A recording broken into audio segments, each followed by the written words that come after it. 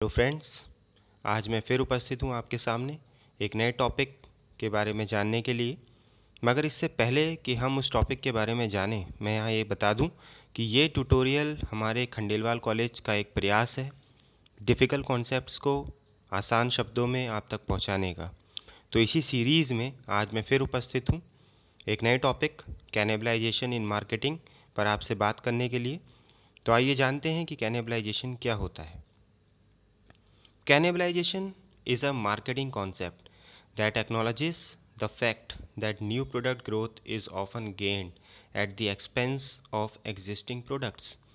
ये एक ऐसा मार्केटिंग कॉन्सेप्ट है जो ये बताता है कि हम नए प्रोडक्ट्स को या नए प्रोडक्ट्स की ग्रोथ को गेन तो कर सकते हैं, बढ़ावा तो दे सकते हैं, लेकिन उसके लिए हमें कुछ कीमत चुकानी पड़ेगी।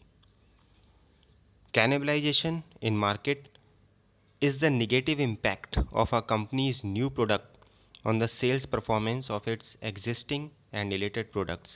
It refers to a situation where a new product eats up the sales and demand of an existing product, potentially reducing overall sales, even if sales of the new product are increasing. आपको ये concept negative लग सकता है, मगर एक carefully planned strategy के तहत इसको अप्लाई करने में ये कंपनी को आगे जाके बेनिफिट ही पहुंचाता है। इंडिया में जब हम बात करते हैं पैसेंजर कार सेगमेंट में, तो एक मारुति सुजुकी ने एक रेवोल्यूशनरी मेजर लिया। उन्होंने ऑल्टो को लॉन्च किया और आज की डेट में आप देख सकते हैं कि ऑल्टो 4 व्हीलर सेगमेंट में सबसे सक्सेसफुल एक कंपनी की कार है, एक मॉडल है, और वो कैनिबलाइजेशन को कहीं ना कहीं बताता है, क्योंकि कंपनी ने अपनी पुरानी 800 को ख़त्म किया और ऑल्टो को लॉन्च किया। अब हम जानते हैं कैनिबलाइजेशन के एडवांटेजेस के बारे में one by one. It should be seen as a growth engine. अगर आप चाहते हैं कि आपका बिजनेस ग्रो करे तो आपको कैनिबलाइजेशन ऑप्ट करना ही होगा, नए प्रोडक्ट्स लॉन्च करने ही होंगे और पुरानों को धीरे धीरे बंद करना ही होगा। If the company will not move, someone else will develop the expertise and gain the first mover advantage on the new channel.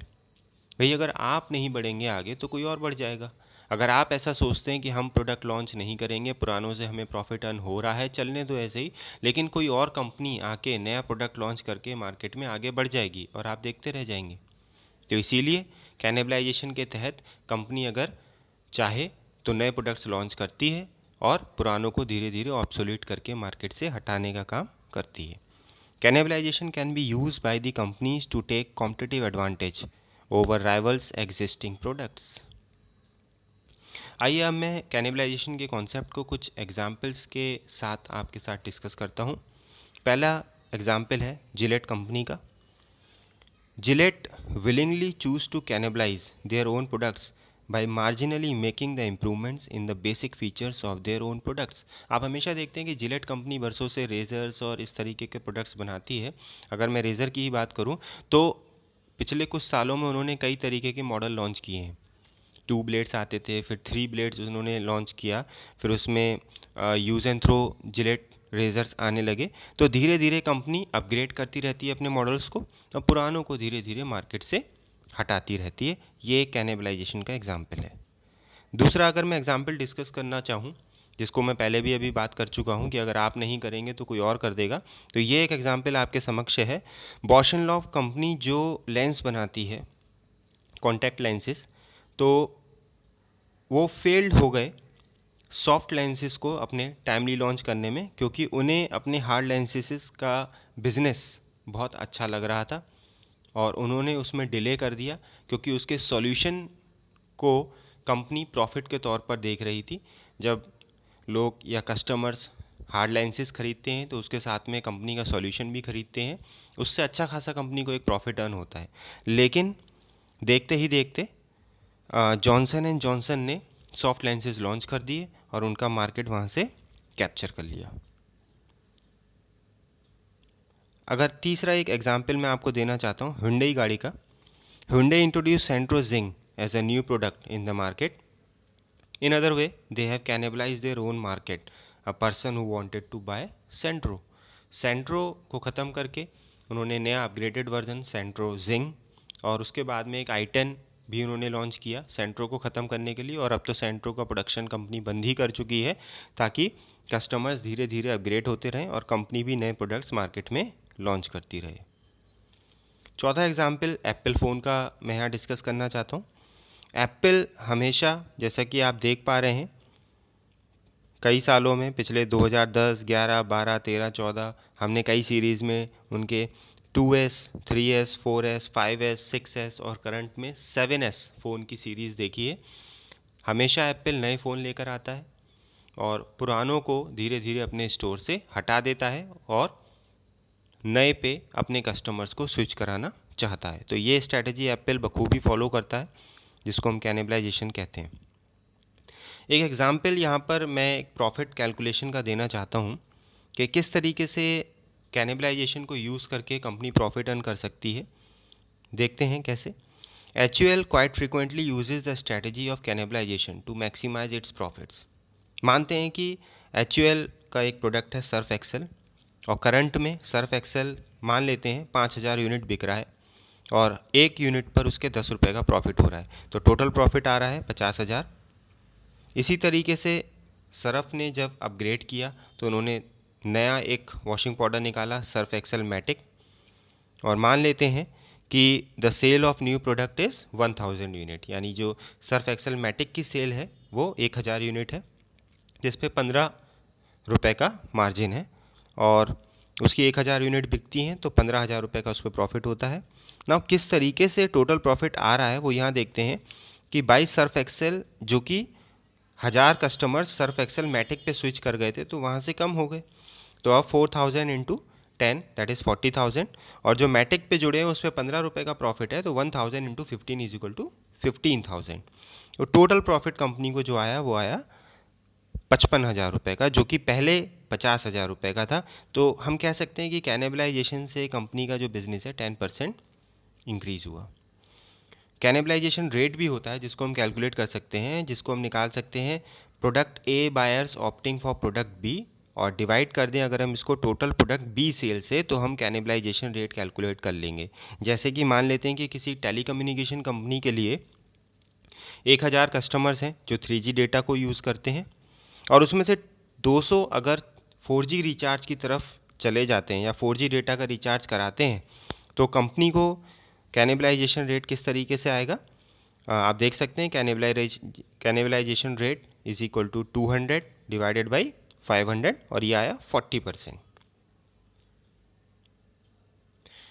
इसी के साथ कम कैनिबलाइजेशन के कुछ डिसएडवांटेज भी हैं जो एक एक करके हम बात करें। Cannibalisation reduces sales growth. The benefits of growth in one place will be offset by a reduction elsewhere. Growth तो होती है, प्रॉफिट भी होता है, टोटल सेल्स भी बढ़ती है, लेकिन कहीं ना कहीं सेल्स घटती भी है। तो ये एक कैनिबलाइजेशन का डिसएडवांटेज है कि हम देखते हैं कि नए प्रोडक्ट के सेल्स बढ़ रही है लेकिन पुरानों की सेल्स घट भी रही है, तो कहीं ना कहीं वो उससे ऑफसेट हो जाता है। It may reduce margin if customers switch to a lower cost and lower margin sales channel. ये मार्जिन भी घटा सकता है। कंपनी अगर ये सोच के चल रही है कि भाई हाँ कस्टमर्स अपग्रेडेड वर्जन पे स्विच करेंगे, तो हो सकता है कि कंपनी के कस्टमर्स लोअर वर्जन पर स्विच कर जाएं उस प्रोडक्ट के बंद होने पर। जैसे कि मान लेते हैं Hyundai और i10 में अगर Hyundai कंपनी सेंट्रो कार को बंद कर दे तो हो सकता है कि ईऑन पे स्विच हो जाएं, ना कि i10 पर जाएं। ऐसे ही 3G और 4G में अगर कंपनी चाहती है कि 3G कस्टमर्स 4G पे स्विच करें और 3G सर्विस बंद कर दी जाए, तो हो सकता है कि कंपनी किसी कस्टमर्स किसी दूसरे कंपनी को या 2G रिचार्ज या 2G सर्विस पर स्विच कर जाएं।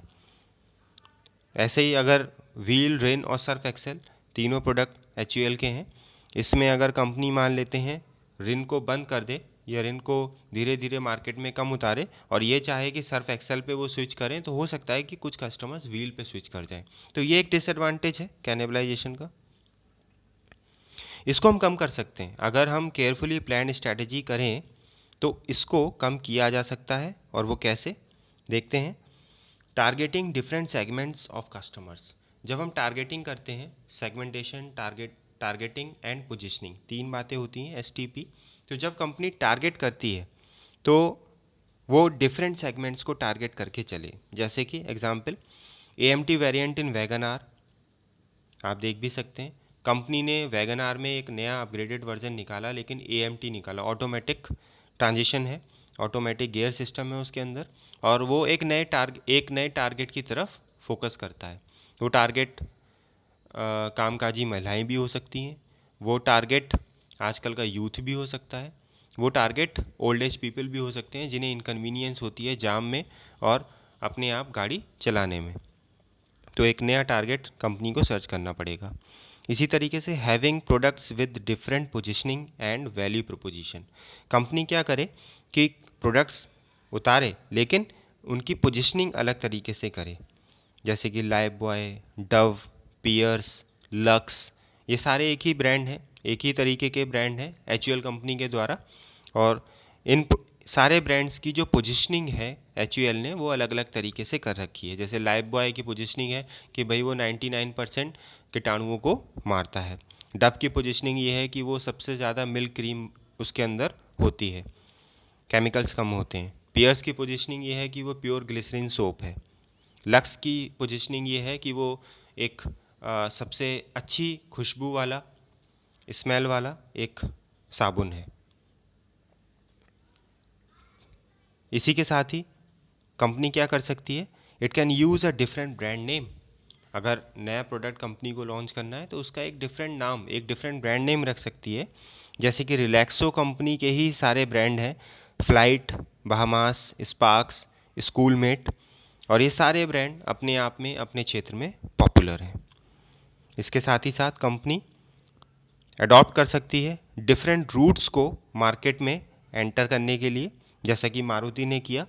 उसने अपने शोरूम्स या डिस्ट्रीब्यूटर जो उसके ऑलरेडी फ्रेंचाइजी शोरूम्स थे, उसके अलावा एक नया सेगमेंट, एक नया शोरूम नेक्सा नाम से या नेक्सा सीरीज़ से उन्होंने एक लॉन्च किया है, जिसमें उन्होंने अपने अपग्रेडेड वर्जन्स गाड़ियों के नेक्सा के थ्रू मार्केट में उतारे हैं।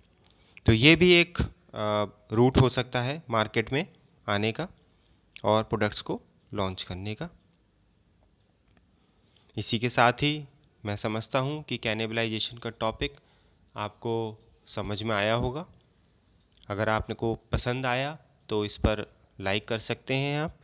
अगले ट्यूटोरियल में मैं किसी और टॉपिक के साथ आपसे बात करता हूँ। तब तक के लिए धन्यवाद।